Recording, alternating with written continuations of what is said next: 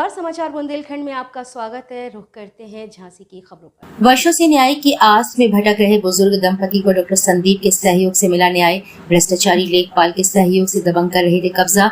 जिलाधिकारी ने दिए त्वरित कार्रवाई के आदेश। योजना और संगठन की कमी के कारण भ्रष्टाचारी लेते हैं अनैतिक लाभ। अन्याय के विरुद्ध आवाज बुलंद करना प्रत्येक जागरूक नागरिक का कर्तव्य है, लेकिन कई बार देखने को मिलता है कि कई पीड़ित असहाय भ्रष्टाचार की भेंट चढ़ जाते हैं। काफी प्रयासों के बाद भी उन्हें न्याय नहीं मिल पाता है। कारण उनके प्रयासों की कमी नहीं बल्कि योजना और संगठन की होती है। समाज सेवी संगठनों का निर्माण इसलिए किया जाता है कि लोग एकत्रित होकर अन्याय और भ्रष्टाचार के खिलाफ अपनी आवाज उठा सके, साथ ही दबंग और आतताइयों के विरुद्ध कानूनी कार्यवाही कर अन्याय लोगों को शोषण से बचाया जा सके। जनपद के थाना सीपरी बाजार क्षेत्र अंतर्गत ऐसा ही शोषण का एक मामला सामने आया है, जहां सरोज वर्मा नाम की एक महिला अपनी जमीन पर ही निर्माण कार्य नहीं कर पा रही थी।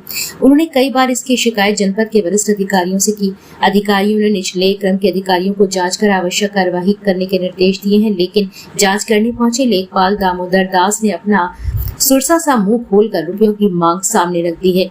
महिला सरोज स्वयं हृदय रोगी है, वे उनके पति लगभग ग्रस्त है, जिसकी वजह से आर्थिक स्थिति भी अच्छी नहीं है।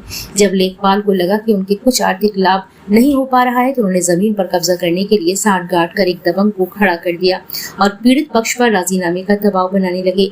अपनी ही जमीन पर निर्माण न कर पाने से हताश परिवार जानकारी प्राप्त कर संघर्ष सेवा समिति कार्यालय पहुंचा, जहां उन्होंने पूरे घटनाक्रम की विस्तार से जानकारी संस्थापक डॉक्टर संदीप सरावगी को दी। परिवार की दयनीय स्थिति देखकर डॉक्टर संदीप ने पीड़ित परिवार को न्याय दिलाने का आश्वासन दिया। डॉक्टर संदीप के आह्वान पर 8 जुलाई को संघर्ष सेवा समिति के सैकड़ों सदस्य जिलाधिकारी कार्यालय पहुंचे, जहां उन्होंने प्रमाण सहित पूरा घटनाक्रम जिलाधिकारी के समक्ष रखा। जिलाधिकारी से वार्ता के दौरान डॉक्टर संदीप ने भ्रष्टाचारी लेखपाल दामोदर दास के निलंबन और दबंग विपक्षियों के खिलाफ भी कानूनी कार्यवाही करने का आग्रह किया है। जिलाधिकारी ने भी प्रकरण को गंभीरता से लेते हुए तुरंत कार्यवाही के निर्देश दिए। साथ ही सीपरी बाजार थाना पुलिस को भी निर्माण कार्य पूर्ण करने में सहयोग करने के आदेश दिए। वर्षों का प्रयास असफल होने के बाद अपनी जमीन पर स्वामित्व स्थापित होते देख पीड़ित परिवार खुशी से डॉक्टर संदीप एवं संघर्ष सेवा समिति के सदस्यों की प्रशंसा करते नहीं थक रहा है। वृद्ध दंपति ने डॉक्टर संदीप को उज्ज्वल भविष्य की शुभकामनाएं दी। साथ ही जिला प्रशासन और जिलाधिकारी का भी आभार व्यक्त किया है। इस अवसर पर सोहेल खान, मिंटू वाल्मीकि, नेहा, रीना, ज्योति, नीता माहौर, मीना मसीह, प्रीति, रेखा, पिंकी गुप्ता, नीलू रायकवार सहित कई लोग उपस्थित रहे। कहाँ रहती हैं? आयस नगर। क्या हुआ आज, क्यों यहाँ डीएम क्या आए?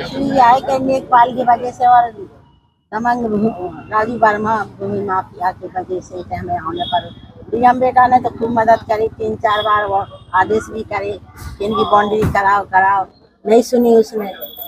और नहीं सुनी जब किसी की 10 बार आके एप्लीकेशन दे गए, काम ने खूब मना करी। जब नहीं सुनी जब फिर संदीप सरावगी बेटा ने करी हमारी मदद के, हमें तो तक लिया आदमी बीमार 50 लाख और हम समझौता कराएंगे। हर बार बाउंड्री टरवा दी, सब कुछ है, हम आपके नाम बाउंड्री नहीं बना दे रहा। आज आप जिलाधिकारी कार्यालय आए हैं, क्या प्रकरण रहा, क्यों आना पड़ा? झांसी की जनता यह जानती है बहुत अच्छी तरीके से कि हम लोग संघर्ष सेवा समिति में सिर्फ जनता का सेवा करने का काम कर रहे हैं।